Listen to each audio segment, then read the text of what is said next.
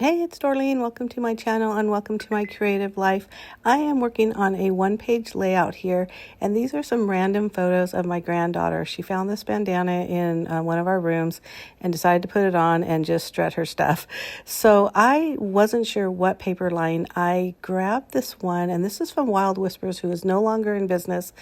And it really had nothing to do with the sea or mermaid theme, but I liked it because a lot of the words were like you're one of a kind and just all these kind of like sweet and sassy kind of things. And also the color scheme really did sort of go with it. She's wearing a shirt that's a Sublime, which is I think they're considered reggae. I don't know. Anyways, they're a musical group, and it has like the sun, which is nothing to do with this little kind of sea creature I'm going to show you in a minute, but just the way that the shapes look, see how that looks like they're fins and shaped, it kind of looks like a sun. So anyhow, I thought, you know what else am I going to do with this? What other color scheme? I had no other paper that really went. So that's why I went ahead and use this line. And so I grabbed this colored cardstock that I thought really matched well with the color. It's actually called, I think, soft pink, but it looks really more like a orange to me, or like a peach.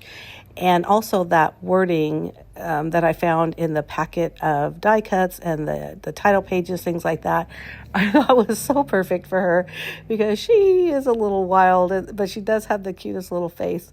But this is from 2023. She's like, 2 years older now, but she's still a little sweet and sassy. But anyhow, so once I cut those photos apart, originally, I was thinking I was going to line them up in the middle, kind of going from left to right, but I like this four kind of grid look better, and I was really happy I did that. And so once I decided I was doing that for the photos, I went ahead and cut down some of these pattern papers. Now, I did them at 2.5-inch square, and I just kept cutting the piece until, it's done. And so after the 2.5-inch squares, then there was a leftover piece of 2 inches, so 2 by 2.5 inches. And you'll see in a minute that I end up using that last final piece. Instead of having all even squares, I used that 2-inch square because it just seemed to fit better. Now, I know like with grids, it's always nice to have everything kind of being the same size and all kind of, neat and tidy. Yeah, that wasn't happening here. I just thought, I don't know what I'm doing. I'm just messing around. And, you could see there, I'm like, well, that piece is too small. I'm kind of like debating, do I put it on? Hey, you know what? This is my scrapbook layout. I'm doing what I want. So there are no rules. So I like that I did that smaller piece up at the top because it also gives me room to push those photos down a little bit and then do another strip over in the cross that I was just showing with my hands of this kind of purple paper, which is the one that caught my eye in the first place. So it's kind of a purplish blue. And if you notice in those photos, the curtain panels are really a dark blue, but because I'm not going to say sheer, but you can see through them. They kind of have a little purple hue of them as well. So to me, it matched perfectly. And this paper just had a whole bunch of words like I had mentioned, salty and sweet, wild and whimsy, or, just kind of stuff like that. You're a gem, things like that, which made me decide to the back of that paper were these beautiful quartz pieces and so colorful. And I thought it really needed something besides just that peach and that blue. And I'm so glad I decided to change the colors on that. So then I'm just kind of shuffling around the order of the photos and the title, which, I don't know, but I think it looks better that way. So we're going to go with that. And then I'm looking at it thinking it needs something else. And that's why I decided to pull out that white cardstock, and I'm going to cut it so it's kind of like one big base to put those wallet-sized photos. Now, if you are a subscriber of mine, then you know that I like to print my photos from Walgreens, but I'm sure you can do this at any photo processing place. But if you do a 4x6 collage print and you put at least 2 photos, you'll get these sizes. Well, they're kind of wallet size-ish. They're not exactly, 3x4, but they are wallet size-ish. But if you add more photos, you can get a variety of sizes. You can change it, and where some are bigger, some are smaller, et cetera, et cetera. But I that's one of my favorite things to do. It just adds some interest to your scrapbooking pages. So you can see there that background of that swirly paper are these rocks. And when I say rocks, like pebbles. And look, when I went through this pad, when I was doing this layout, I didn't give that paper a second thought. I wasn't what I was looking for these particular photos. And honestly, I barely even remember seeing them.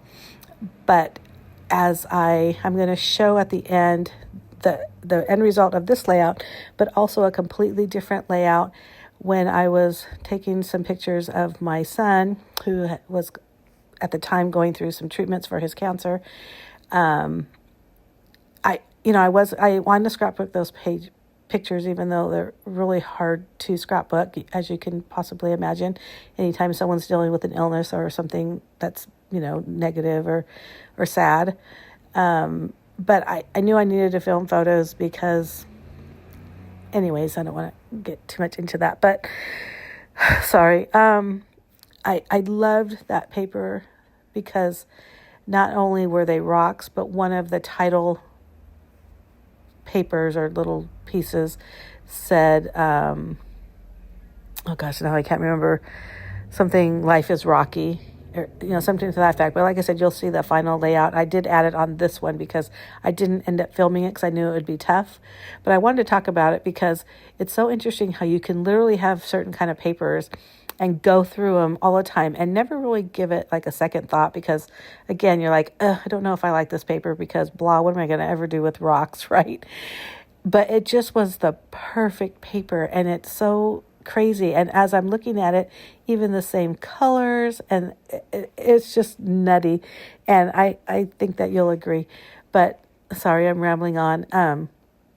You can see everything that I'm doing here. One of my signature moves is to put a thin black line or, edging around shapes or colors, sometimes full pages. I also usually do it double, and I don't worry about it being straight. I literally just grab the pen and draw. Matter of fact, the quirkier, the better, in my opinion. But I did end up putting some sequins on this just to add a little bling. And that's about it. But I hope you like this video. Give me a thumbs up if you do. Make sure you hit that subscribe button. Also, just a reminder, I post 2 videos a week. One is always scrapbooking, and the other is whatever it is I'm creating in the command center. And here's the one that I was talking about. Talk about perfect colors. I swear, it just worked out perfectly. But thank you again for watching. Bye.